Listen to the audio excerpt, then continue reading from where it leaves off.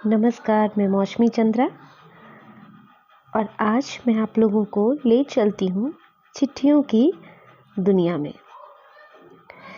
चिट्ठियाँ जो तब लिखी जाती है जब कोई बेहद याद आता है या फिर जिससे हमें बहुत ज़्यादा लगाव होता है। कुछ लेटर्स पोस्ट होते हैं और कुछ अनपोस्टेड रह जाते हैं। पोस्ट लेटर तो हम लोग पढ़ लेते हैं, लेकिन अनपोस्टेड लेटर्स दिल में ही दबे रह जाते हैं। तो आज मैं आपको अपनी वैसी ही एक अनपोस्टेड लेटर्स सुनाने जा रही हूँ जो मैंने अपने स्कूल को लिखा था।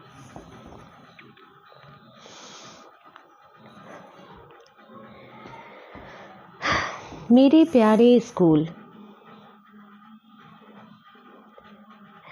पिछले 2 साल में तुम्हें एक पल भी नहीं भूली। हाँ, सच में बहुत ज़्यादा याद आए तुम। जब से तुमसे दूर हुई, या सच कहूँ तो दूरी कहाँ हो पाई, होती भी कैसे। तुम तो मेरे जीवन का हिस्सा थे। तुमसे अलग होना मतलब बिना संगीत के जीवन बेरंग, मायूस, बोझिल था। तुम मेरे जीवन में वीणा के तारों की तरह थे, न ज़्यादा कसे हुए न ज़्यादा ढीले से। जितनी मजबूती चाहिए बस उतना ही। कभी खूबसूरत मन भावन बयार और कभी हल्की सी कांटों की चुभन जैसी, बिल्कुल बैलेंस्ड। तभी 2 साल होने को आए, पर अभी भी तुम्हारी यादों के उन जंगलों से बाहर नहीं निकल पाई, भूल ही नहीं पाई कुछ भी। भूल पाना क्या इतना आसान होता है? बताओ, कैसे भूलूं, कैसे भूलूं तुम्हें मेरे प्यारे स्कूल। अपनी जिंदगी के 8 साल दिए मैंने तुम्हें, और उन 8 सालों में हर हफ्ते के उन 6 दिनों के 8 घंटे हर बेल की आवाज के साथ इस क्लास से उस क्लास तक भागते हुए गुजार दिए मैंने। उन गुजरे सालों का, महीनों का, पलों का कितना हिसाब रखूं और कैसे। वे पल जिनमें मैं भूल जाती थी अपनी ज्वार भाटे सी ऊपर नीचे होती जिंदगी को, हर करवाहट को। भले कुछ घंटों के लिए ही सही, पर रिश्तों के भंवर से निकलकर मुस्कुरा लेती थी उन मासूम बच्चों के साथ। क्लास में घुसते ही हर बच्चे की वो जादू की झप्पियां और वो अनगिनत पप्पियां। नर्सरी क्लास की क्लास टीचर होने के बहुत फायदे हैं भाई। एक बात बोलूं, केजी क्लास की टीचर्स को किताबों से ज़्यादा बच्चों के मन को पढ़ना होता है। कब उन्हें पढ़ना है, कब खेलना, कब वीडियो क्लास और कब डांस करना, हर रूटीन उनके हिसाब से। मैं अपनी तारीफ नहीं कर रही, पर बच्चों की प्रिय रही हमेशा। मेरा हर कहा मानते थे, मेरी भी तो जान बसती थी उनमें। हर बच्चा अभी तक स्मृति पटल में अंकित है।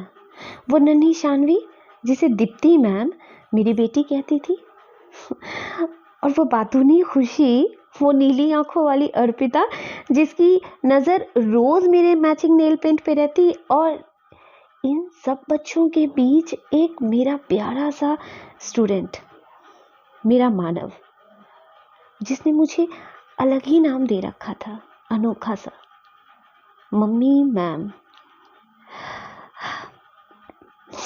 मेरे प्यारे स्कूल, क्या क्या याद करूं। इन यादों को दोहराती हूँ तो वो एक जोड़ी आंखें भी याद आती है, जब प्ले क्लास के दौरान फील्ड में होती थी, और वे आंखें कभी क्लासरूम कभी स्टाफ रूम की खिड़की से मुझ पर टिकी होती थी। सब समझती थी मैं। शुक्र है उन आंखों का जिन्होंने इसके अलावा और कोई गुस्ताखी कभी भी नहीं की। तुमने कभी मेरे ऊपर कोई आँच ही नहीं आने दी। कई बार जब घर से निकलती थी, मन पर बोझ होता था, बनते बिगड़ते रिश्तों का ताना बाना।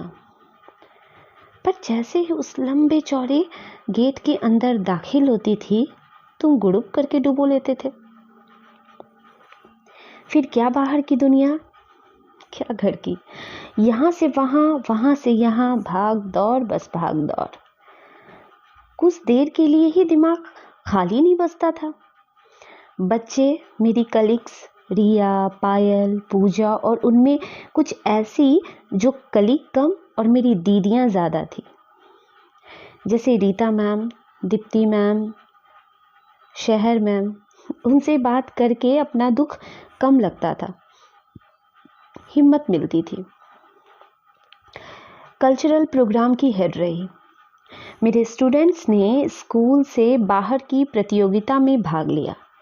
तुम्हारे हिस्से आई चमचमाती ट्रॉफियाँ और मेरे हिस्से आई वो तालियों की गड़गड़ाहट, अभी तक सुनाई देती है। मैं कैसे भूल जाऊं? शहर बदला, तुम छूट गए, पर क्या मेरी यादों की इस गिरफ्त से बाहर आ पाओगे? शायद कभी भी नहीं। भले तुम निर्जीव से ईंट पत्थरों की एक इमारत होगे सभी के लिए, मेरी यादों में तुम्हारा एहसास संगमरमर जैसा है।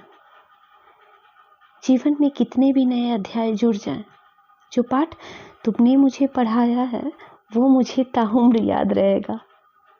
जब जब आंखें बंद करूंगी और जीवन के सुनहरे पलों को याद करूंगी, तुम जहन में रहोगे मेरे स्कूल, हमेशा रहोगे।